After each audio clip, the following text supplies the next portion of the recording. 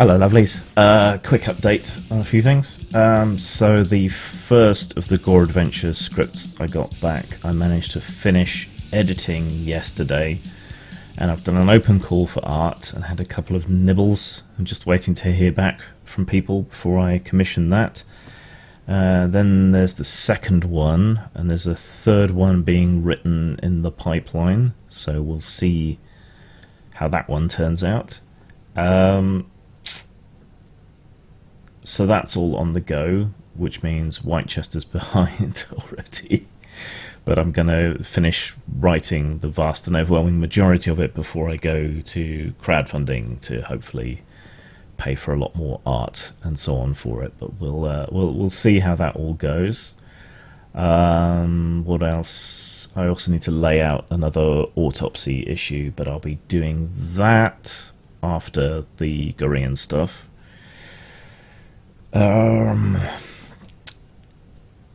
I'm also going to be delayed a bit because one of these video projects has kind of ramped up. It's weird. I'm working with some people who are quite sort of positive futurists, and that's not how I feel at the moment at all. The world seems like a shitty place where people can't overcome their differences whatsoever, and a world crisis, which usually would, you would hope bring people together, just seems to have caused the existing fractures to become even bigger. I think because the kind of news reporting that you're getting is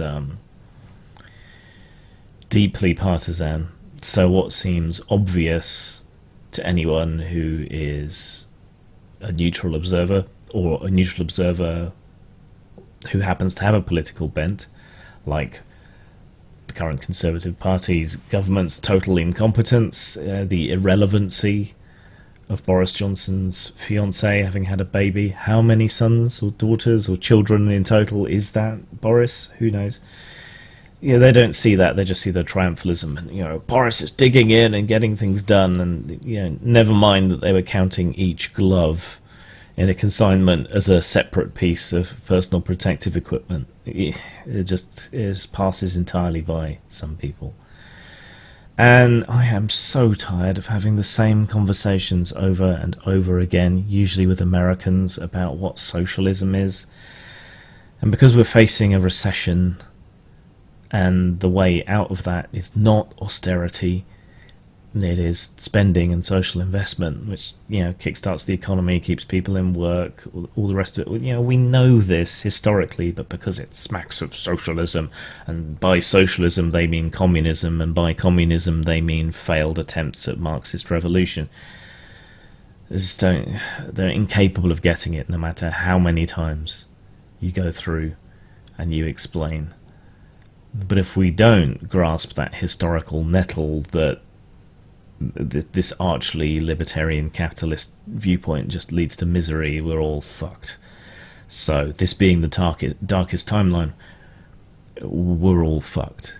It's not other people's money, it's our money collectively. And would you rather it was spent more effectively on things that would actually help? And would you rather get more benefit for your cost or not? You would think fiscal conservatives on that basis would be all for socialism because it's incredibly cost effective, much more cost effective in many arenas than the private way of doing things. Less wasted effort, more economy of scale. This is why it makes sense for things like healthcare and mass transit and important fundamentals like energy production, things like that. That's why it makes sense there. But no, ideologically blinkered. And all socialism must end up like Venezuela, and not like Finland, or Denmark, or Sweden, or Norway, or any other first world country worthy of the name, quite frankly. It feels like we've got this massive opportunity to make real positive change politically, economically, socially, because all of this has demonstrated that we can find the money, and we can find a way to do things if we just have the will to do so. But too many people just want to go back to the status quo. It's a shame. There's got to be some other approach to this that doesn't involve dickheads, but I don't know what it is yet. So yeah, you're unlikely to get normal videos probably for another week after this one, and then I'll try and get back into things. One interesting thing, I'm on the YouTube self-assessment program. I don't know how many people they've rolled that out to, but I'm on it. So I've been self-assessing my videos, but clearly we have very different ideas of what's okay and what isn't, because they flagged a previous video that I marked as largely safe for work. I said that there was some implied stuff and some mild swearing, adult explosions, and so on, but they still marked it because of the outro. Now I'll put it here, so I won't be claiming monetization on this, I guess, and you tell me. I didn't wanna hurt you, baby. I didn't wanna hurt you. I didn't wanna hurt you, but you're pretty good when you cry. There is zero nudity there, not even a hint of a nipple. The sound is somewhat sexual, I suppose, but it could be interpreted in other ways. And the only kink that's present, the only act that's present, is the spike roller, which isn't overtly sexual, but apparently that's enough. Now, I've heard apocryphally and separately from two different sources that part of the reason for the problem here might be that Google is using an Indian sort of AI training farm. What you do is you have a whole bunch of humans who sit there and they view content and they categorize it, and you use that to train your AI systems. Yeah, it must be awful, monotonous work. And they may well also be farming out the same task of checking videos that are appealed to that same kind of server farm. And as I say, I've heard apocryphally from two sources that this is the case. And if that is true, then they also speculate that this may be a source of the problem. If you have kind of edge content, I guess, from a Western perspective, from a Western liberal perspective, and it's being checked by people in an Indian society that can be quite conservative in a lot of ways. Hindu conservatism is quite well known. Of course, the irony in this being it's largely down to old British influence.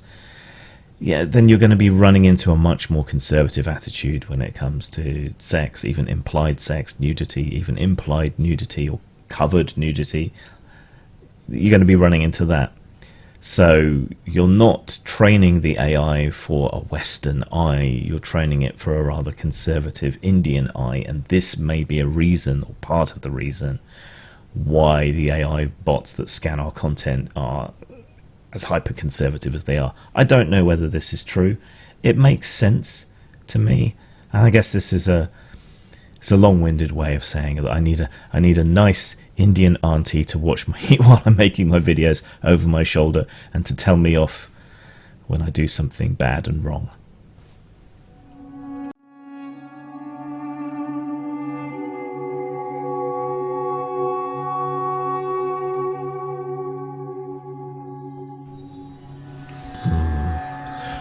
Mujes and Sakaro Maseko.